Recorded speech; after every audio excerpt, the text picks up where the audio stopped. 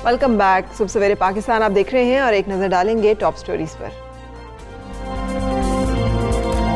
CTD ने कार्रवाई करके वफाकी दारुल हुकूमत को बड़ी तबाही से बचा लिया। इस्लामाबाद स्टॉक एक्सचेंज पर हमले का मंसूबा नाकाम। 3 दहशतगर्दों को खुफिया इत्तला पर रावलपिंडी में अडयाला रोड से गिरफ्तार किया गया। अमन दुश्मनों को अफगानिस्तान से फंड्स और रहनुमाई मिल रही थी।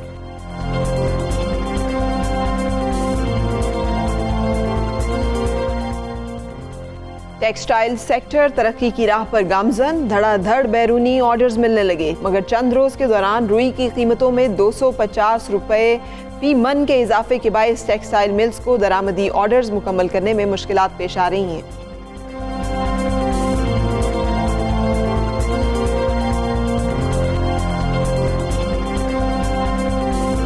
अमरीकी इंतखाबात में डोनाल्ड ट्रंप की शिकस्त पर मोहर सब्त। अमरीकी इलेक्शन कमीशन ने डेमोक्रेटिक उम्मीदवार जो बाइडन की जीत का ऐलान कर दिया। नौ मुंतखब सदर 20 जनवरी 2021 को अपने ओहदे का हल्फ उठाएंगे।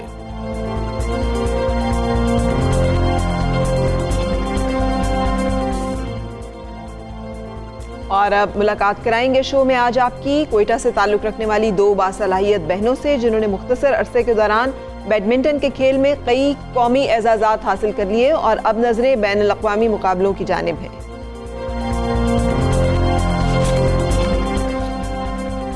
जी तो टॉप स्टोरीज आपने जानी। अहम खबर आपको दे रहे हैं कि काउंटर टेररिज्म डिपार्टमेंट ने बर वक्त कार्रवाई करते हुए दारुल हुकूमत को तबाही से बचा लिया है। बहुत ज़रूरी थी ये कार्रवाई और ये हैट्स ऑफ के ये रोक लिया गया। इस खतरनाक मंसूबे को अमली जामा पहनाए जाने से पहले ही इसका सदेबाब कर लिया गया। सीटीडी ने खुफिया इतलात की बुनियाद पर रावलपिंडी में कार्रवाई करते हुए 3 दहशतगर्दों को गिरफ्तार कर लिया। दहशतगर्दों ने इस्लामाबाद स्टॉक एक्सचेंज पर हमले की मंसूबाबंदी कर रखी थी। तर्जुमान सीटीडी का कहना है कि दहशतगर्दों को खुफिया इतला पर अडयाला रोड से गिरफ्तार किया गया है और उनके कब्जे से बारूदी मवाद और असला भी बरामद हुआ। दहशतगर्दों का ताल्लुक कलदम तंजीम तहरीक तालिबान पाकिस्तान से बताया जा रहा है और उन्हें अफगानिस्तान से फंड्स और रहनुमाई भी मिल रही थी। सीटीडी तर्जुमान ने मजीद ये बताया कि गिरफ्तार दहशतगर्दों ने रावलपिंडी में दहशतगर्दी के 4 वाक़यात में मुलव्वस होने का एतराफ़ भी किया है। जो उन्होंने 4 जो है वाक़यात हुए उसमें ग़ालिबन 3 जो कीमती जानें थी वो भी गई थी। और हमसा यही वो सूरत हाल है जिसके बारे में बार बार बात की जाती है और अक्सर लोग इसको मजाक में टाल देते हैं कि जंग इस वक्त सरहदों के अंदर, शहरों के अंदर भी लड़ी जा रही है और ये है वो जंग दहशतगर्दी की जिससे कि हम मुसलसल नबरदास्मा हैं और यहाँ पर हमारा इत्तेहाद और इत्तफाक और इस एक मामले पे मुल्की सलामती के मामलात में मुत्तफिक होना बहुत ज़रूरी है।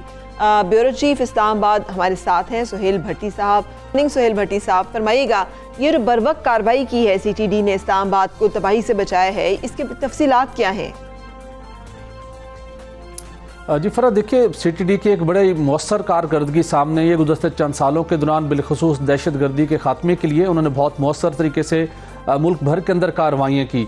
इससे पहले आपको याद होगा कि जब 29 जून को कराची में स्टॉक एक्सचेंज पर हमला किया गया था तो उस वक्त भी वहाँ लॉ इन्फोर्समेंट एजेंसीज ने मौसर तरीके से उस हमले को नाकाम बनाया। 4 दहशतगर्द मारे गए थे और उसकी जब इन्वेस्टिगेशन हुई थी तो पता चला था कि उसके डांडे भी अफगानिस्तान से मिल रहे हैं, वहाँ से वो ऑपरेट हो रहे थे और उसके पीछे भारत का प्लान था और भारतीय खुफिया एजेंसी उसको सपोर्ट कर रही थी।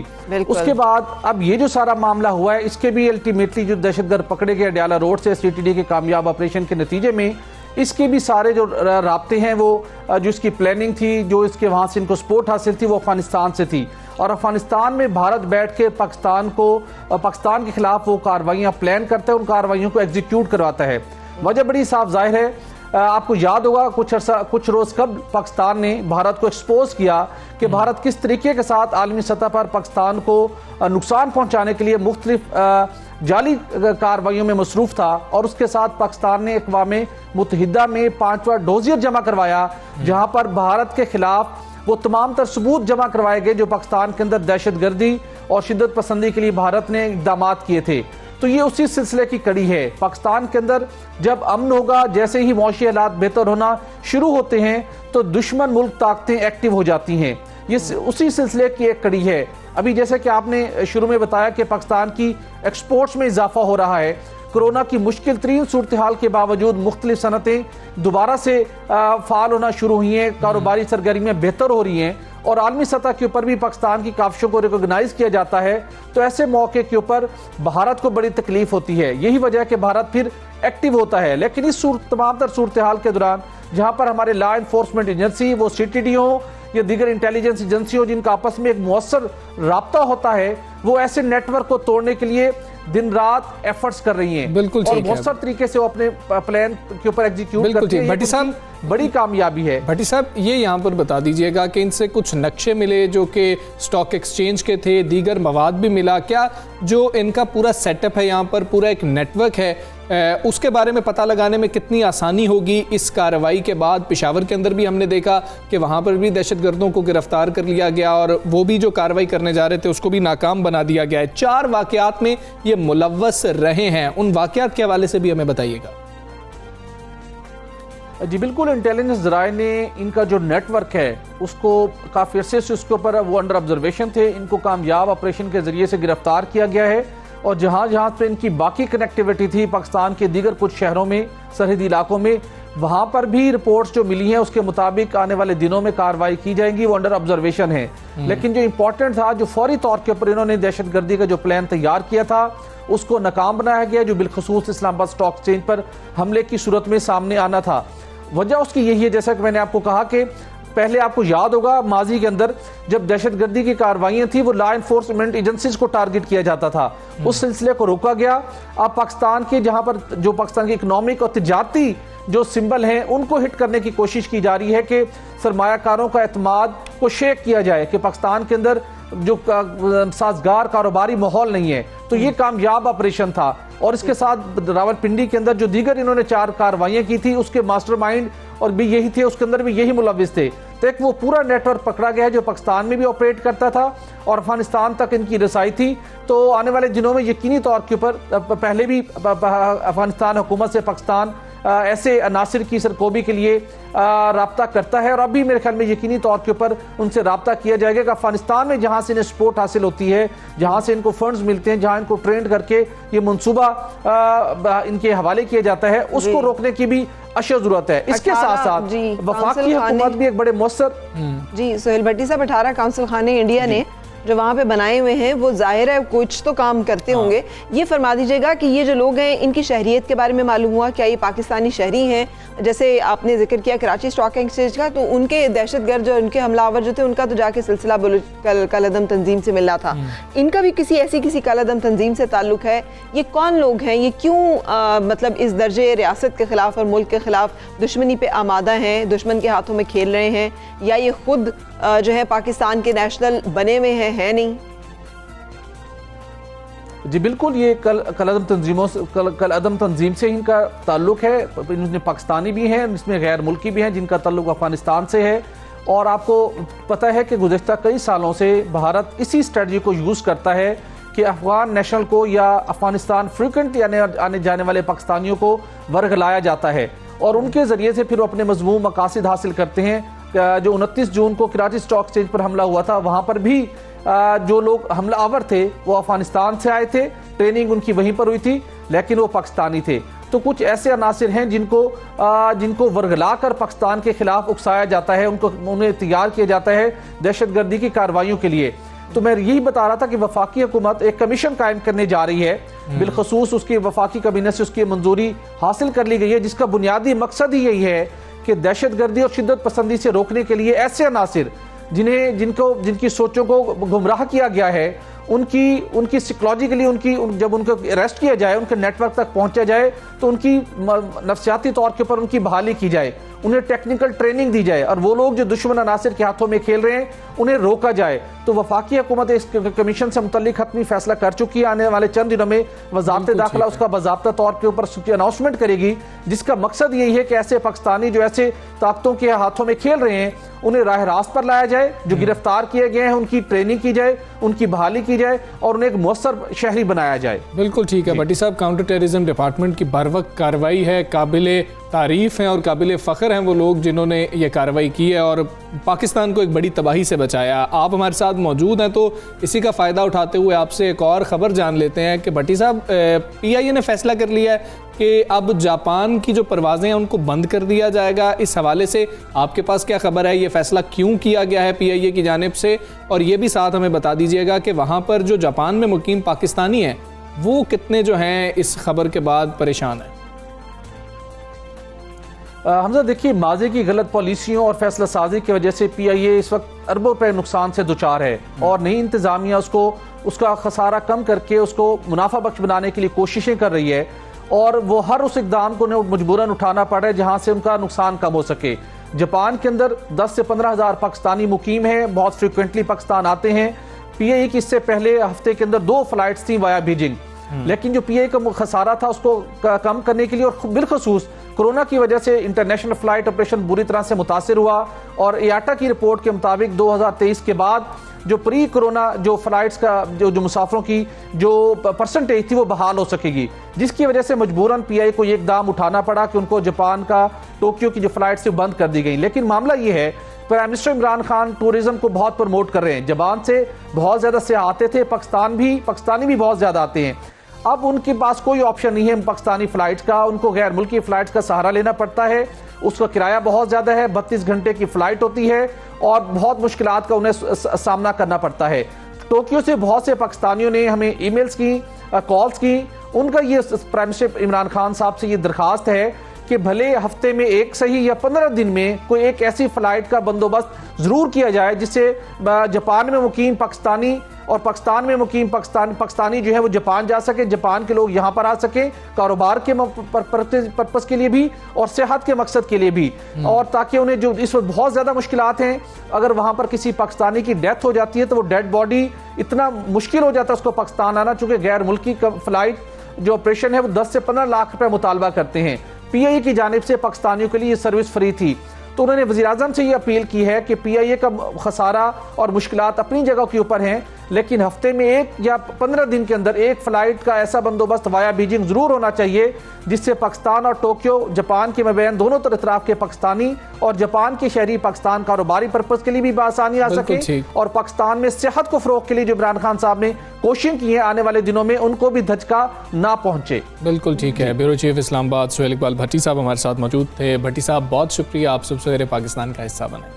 अच्छी बातें जो हैं वो भी शो में शामिल करते हैं, जिसमें टेक्सटाइल सेक्टर जो है उसका पहिया बहुत तेज़ी के साथ टेक्सटाइल मिल्स जो है रवा दवा हैं और उसने मुल्क की तरक्की में डेफिनेटली एक बड़ा किरदार, और एम्प्लॉयमेंट की भी बात की जाए तो बड़ा किरदार जो है रहा है और है भी।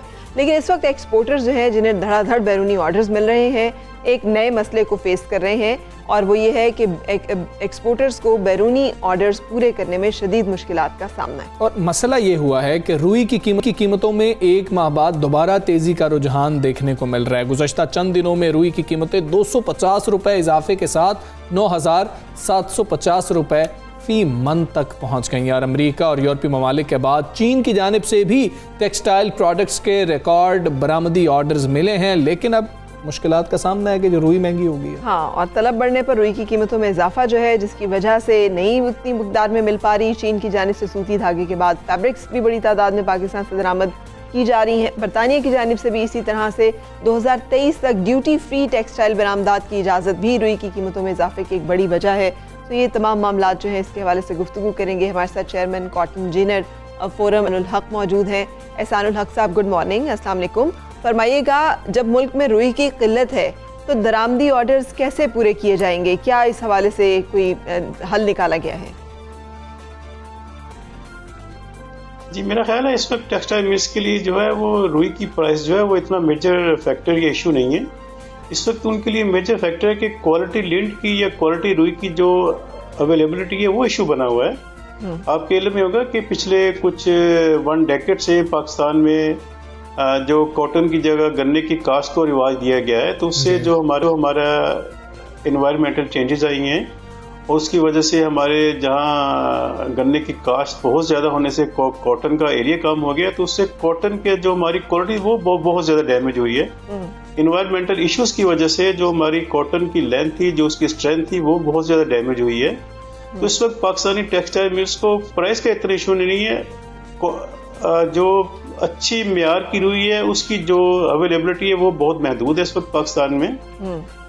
तो अब हुकूमत को चाहिए कि वो कोई इमरजेंसी डिसीजंस लें और पाकिस्तान में जो गन्ने की काश्त है उसको कम से कम किया जाए, ताकि हमारी जो कॉटन की काश्त बेहतर होने से हमारे कॉटन की क्वालिटी और क्वांटिटी दोनों इंप्रूव हो सके। बिल्कुल ठीक है। एहसान साहब, ये फरमा दीजिएगा, आप क्या समझते हैं कि कपास की जो काश्त है, जो कपास की पैदावार है, उसकी कमी की वजह क्या है? क्या किसानों को उससे फ़ायदा नहीं हो रहा कि किसान जो है इसलिए उसको काश्त नहीं कर रहे, गन्ना काश्त कर देते हैं? और दूसरी चीज़ ये बताइएगा कि हुकूमत को किसान को क्या देना होगा, कैसे ऑब्लाइज किया जाए कि जी कि किसान आए उस तरफ अट्रैक्ट हो कि हाँ हमें काश्त करनी चाहिए कपास? जी, जैसा कि मैंने बताया कि एक ताकतवर लॉबी ने कुछ तकरीबन 10-15 साल पहले पाकिस्तान में एक बाकायदा प्लानिंग के तहत कॉटन की जो काश्त थी उसकी हौसला शिकनी की, और हुकूमतों का भी उनको सरपरस्ती हासिल थी। पाकिस्तान में जो क्रॉप जोनिंग लॉज थे उनको बाईपास किया गया और पूरे पाकिस्तान के जो कॉटन जोन्स हैं वहाँ गन्ने की काश्त की गई और वहाँ नई शुगर मिल्स का क़याम अमल में लाया गया, और हुकूमत की तरफ से शुगर मिल्स को बहुत ज़्यादा इंसेंटिव्स दिए गए। ख़ास तौर पे उनको एक्सपोर्ट के नाम पे उनको सब्सिडी दी गई।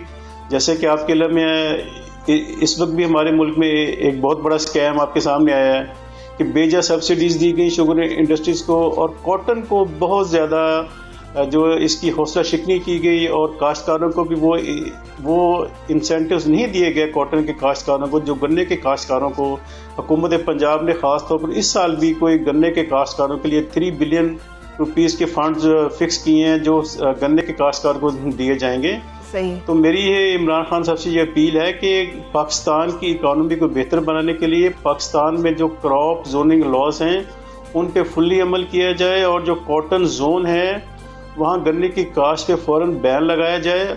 और मैं यहाँ एक बात और ऐड करता चलूँ कि इस वक्त पाकिस्तान में जो है वो घी और एडिबल ऑयल्स की जो प्राइसेस हैं वो भी हिस्ट्री हाई हो गई हैं। कल 230 रुपये फ़ी किलो तक घी की कीमत पहुँच गई है। उसकी बड़ी वजह ये है कि कपास की काश्त कम होने से हमारे मुल्क में जहाँ कॉटन कम हुई वहाँ कॉटन सीड ना होने से हमारा एडिबल ऑयल्स की जो अवेलेबिलिटी थी वो बहुत ज़्यादा कम होगी, और हमें गैर मामूली क्वांटिटी में हमें बाहर से कॉटन के साथ साथ एडिबल ऑयल्स भी इंपोर्ट करना पड़ रहा है।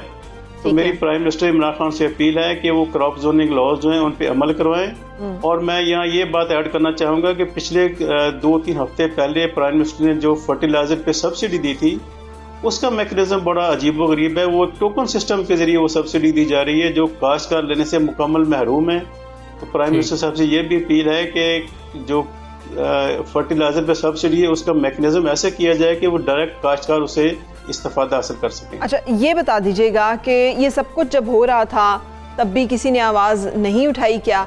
और अगर आवाज़ उठाई तो क्या सुनी नहीं गई? और अब क्या इक़दामात ले लिए गए हैं हुकूमत की तरफ से? वो क्या इक़दामात हैं जो आपने कुछ की तो वजाहत की कि जो आप कह रहे हैं कि ये लिए जाने चाहिए, लेकिन कि आइंदा हम टेक्सटाइल इंडस्ट्री को और इससे जुड़ी हुई जितनी हमारी सनतें हैं जैसे रुई है या और ऐसे लोग हैं उनको महफूज कर सकें? फाइनल रिकमेंडेशन आपकी जो है वो क्या है कि क्या क्या कुछ मज़ीद होना चाहिए?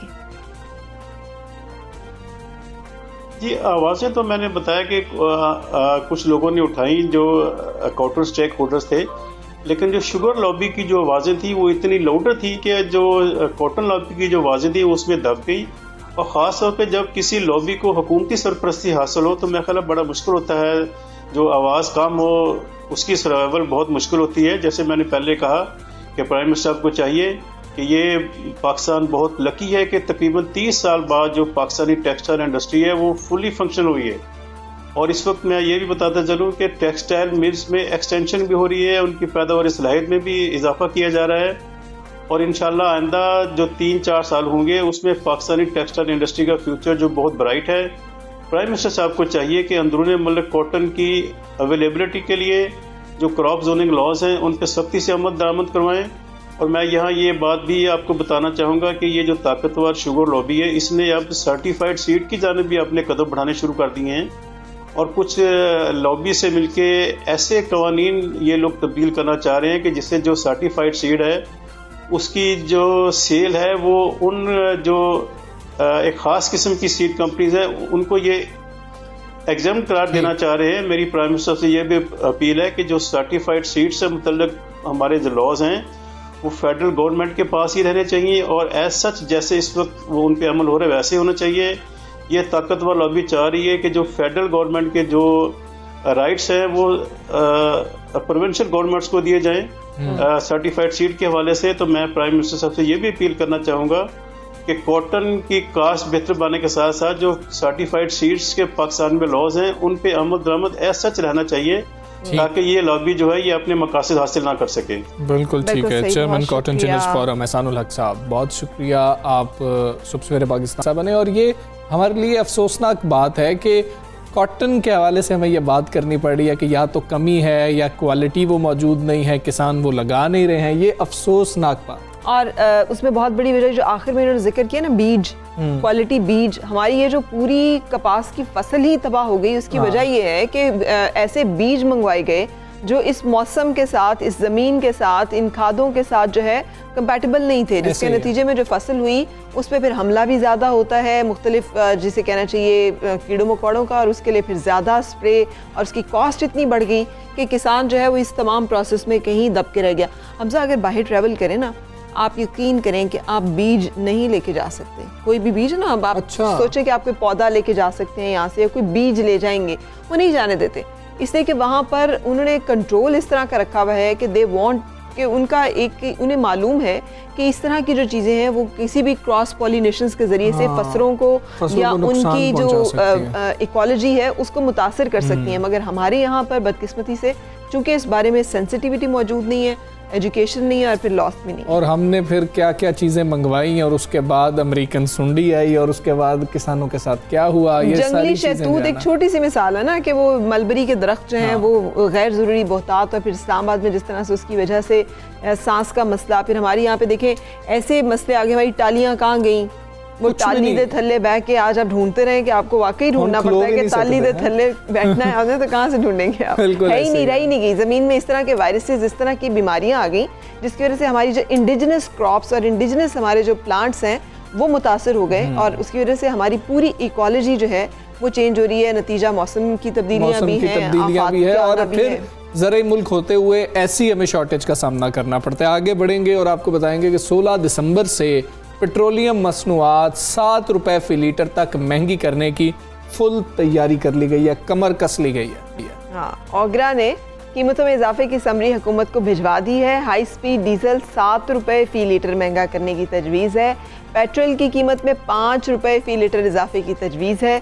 वज़ीर-ए-आज़म की मंजूरी के बाद कल नई कीमतों का ऐलान किया जाएगा। और आप देखिएगा फराज, इस वक्त 7 रुपए हमजा क्या बनेगा यहाँ पे, मतलब है कि वो कैसे सब्जी की कीमतें, गोश्त की कीमतें, अंडों की कीमतें, मुर्गी की कीमतें, हर चीज़ बढ़ जाएगी। और आप उसके अंदर देखें कि एक तो गवर्नमेंट की जानिब से ये किया ही जा रहा है, दूसरी तरफ हमारा बहैसियत कौम ये रद्द अमल होगा, हम ये कहेंगे कि जी कि कमाई करनी है, फिर पेट्रोल पंप्स पे आपको पेट्रोल डीजल नहीं मिलेगा क्योंकि जिस वक्त कीमत बढ़ जाएगी तो हम तो फिर बेचेंगे और लंबी लाइनें लगी होंगी, और हम लोग भी फिर, अगर हमारी बात कर ली जाए हुक्मरानों की तो हम बहुत बात करते हैं, हम फिर ये काम कर रहे होते हैं। ये बदकिस्मती है हमारी कि हम चोरी करने में मुत्तफिक हैं सब, मतलब सब मिल के करते हैं कि अगर हमें वही चोरी लगती है जिसमें हमें शेयर ना मिल रहा हो, बिल्कुल अगर हमें शेयर मिल जाए तो फिर हम कहते हैं भाई ये तो बिल्कुल सही काम हो रहा है। बिजली भी महंगी हो गई है जनाब, कीमत में 1 रुपए 11 पैसे फ़ी यूनिट इजाफा हुआ है।